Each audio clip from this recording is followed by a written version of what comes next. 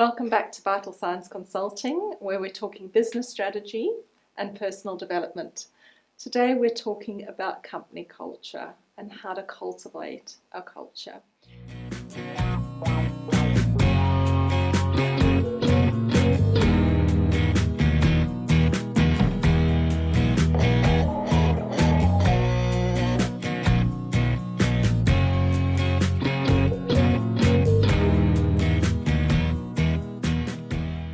Good to be back.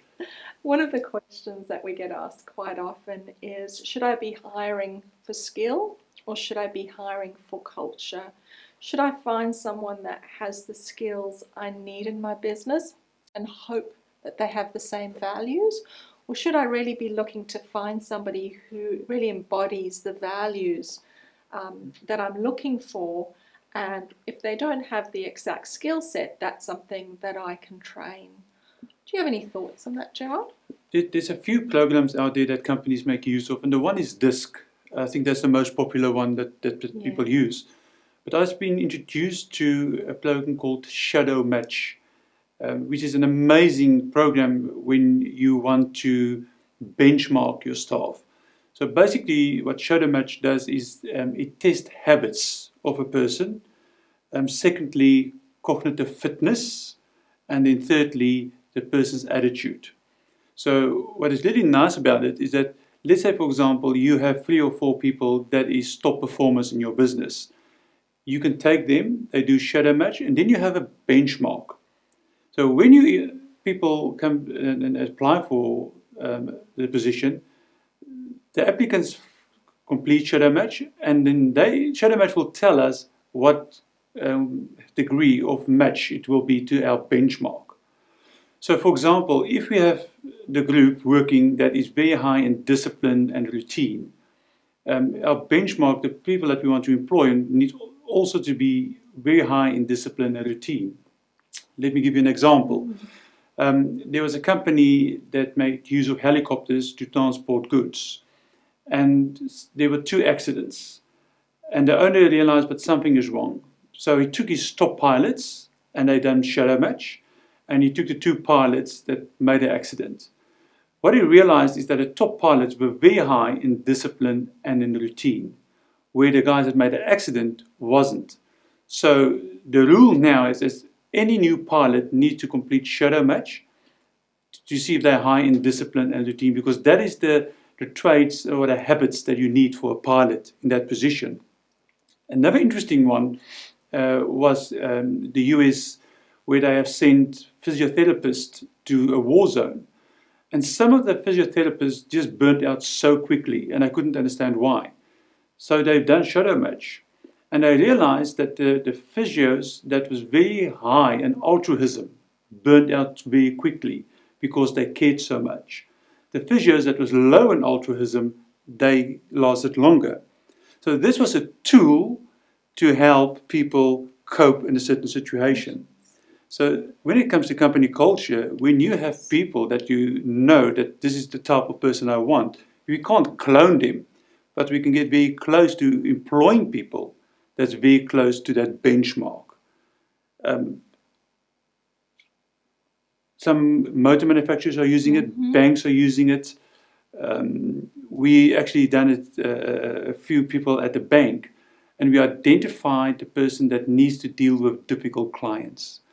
When I went back a few weeks later, one of the people called me that's done the shadow match and said it made such a difference in the culture of the bank, because nobody was tense on dealing with a difficult client because they know who to call when there's a difficult client, and it was sorted out very quickly. So you can manage your culture by using some tools. Yeah, and I think what I like about the concept of shadow match, what you mentioned there, is it looks at habits, yes, rather than personality. I think it's very important. People use things like DISC very often, and it's very helpful, I think, towards helping you understand your colleagues. But you tend to think that your personality is kind of fixed in many ways. Yes, and it's not. Whereas I would imagine, though, that habits, people are a lot more open to the idea of forming new habits or changing their habits. Would Shadowmatch change over time? You can change your habits. You can see which habit you would like to work on. You can have, for example, somebody is highly responsive in a situation, and some of the colleagues are not high in responsiveness, and then there's a bit of a conflict. You can also have it where somebody's responsiveness is so high that they expect everybody to be that high. And if it's not, there's conflict. So it's important to see where people's habits are. And if it's really a radical habit, then it can also be a problem. It needs to be aligned with everybody and with the staff. Right. It strikes me as a really useful tool, not only in terms of figuring out a benchmark against which to hire new staff, but I guess also in terms of conflict resolution, Yes. or helping a team to understand how they can make the most of everybody's strengths and how they can compensate for group weaknesses. Well, interesting, we've done 10 receptionists. And the one receptionist was very high in responsiveness and in discipline. And suddenly, the others could understand why she gets so upset when they put the pen down anyway, but she wants it that way. So suddenly, the rest of the staff understood why that person is like that, and then they could be more aware of it and more sensitive to it as well. And can I ask, what do you mean by responsiveness? If somebody is high on responsiveness? If there's a situation, they will just react and fix it. Wherever people will sit and say, well, let's think about it, how can we do this? Other people just see the problem, they see the solution, and they do it. And I guess that's what you want in customer service. If Exactly. you have an unhappy Yeah. client, you want someone who's highly responsive. You know, they've done a test. There was two car salespersons, and the one company basically poached him to come and work for them. And after 3 months, he was back to the old company for less money because of company culture. He didn't fit into those people's culture. And that's why I say we must use tools that's available for us that you can see if this person will fit into our culture. If this person, it's a lot of money to employ. It's time out, it's training, and if the person don't work out, you have to start the process again. So if we can use tools to help us to create a culture that we want, why not? And I think if you're looking for a position as well, so you don't run your own business, you're going to work for someone, I think very important to get a sense of that company culture in the interview as well. It's something you want to ask about. And also, I see the probation period as a little bit of a courting period for both parties where as an employer, you're trying to figure out if this is going to be a good fit, but as an employee, you're also trying to figure out, is there a goodness of fit here? Is this a company that I could fit into and that I can be myself? Because often you get a sense of culture very early on. Yes. In a job. And I think we all experienced good culture and bad culture. And I think if you have to look back, is where did you function the best? And I think you will agree it was when there's a good culture. Absolutely. A good culture that allows you to be yourself, to bring new ideas, and to really feel part of the team.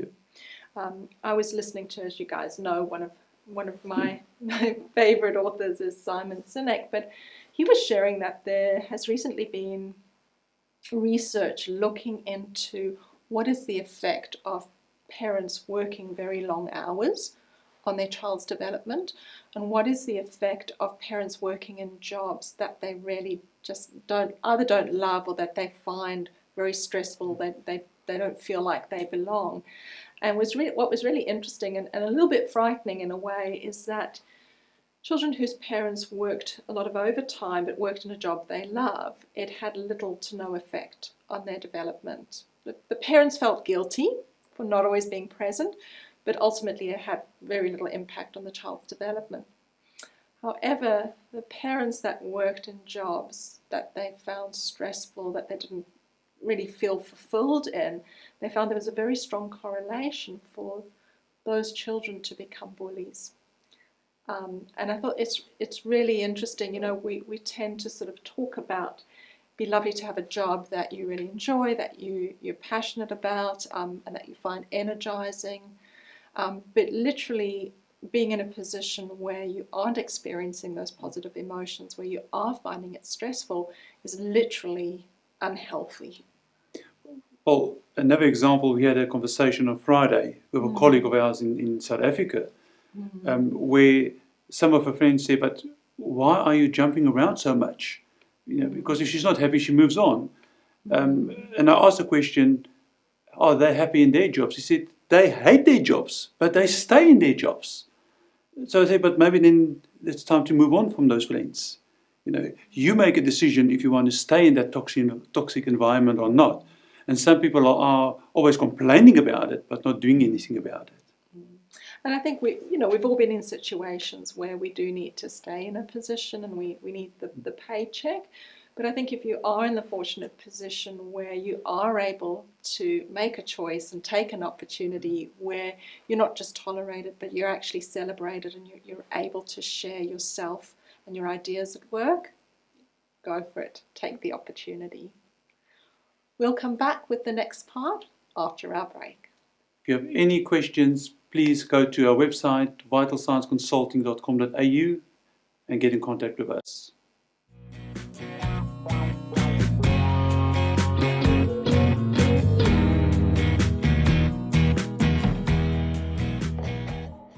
Well, what a great part two. I was listening to that and you're saying about the employees and the correlation between being happy at work.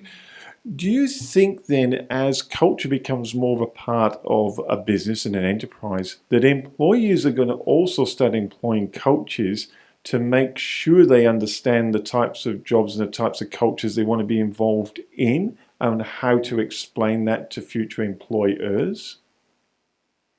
I do think that that's going to become more important.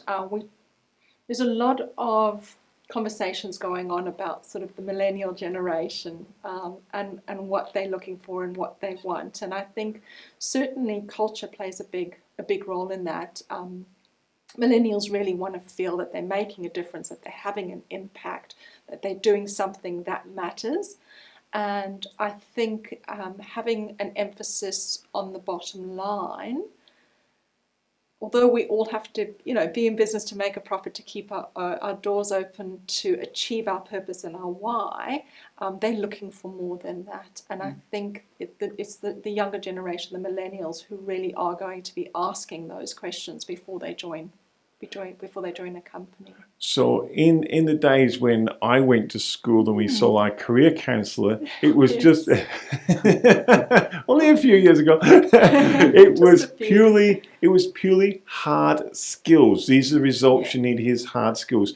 Yes. Are you seeing a trend then that this shifts, that the hard skills still need to be there, but there has to be more of these empathetic or more giving or compassionate skills also included in your resume? Definitely. And I think also because of social media, like with LinkedIn, Facebook, Twitter, employers can also go and see what an employee is doing. But employees as well can also go and see what the bosses are doing. I think there's definitely more awareness of your environment.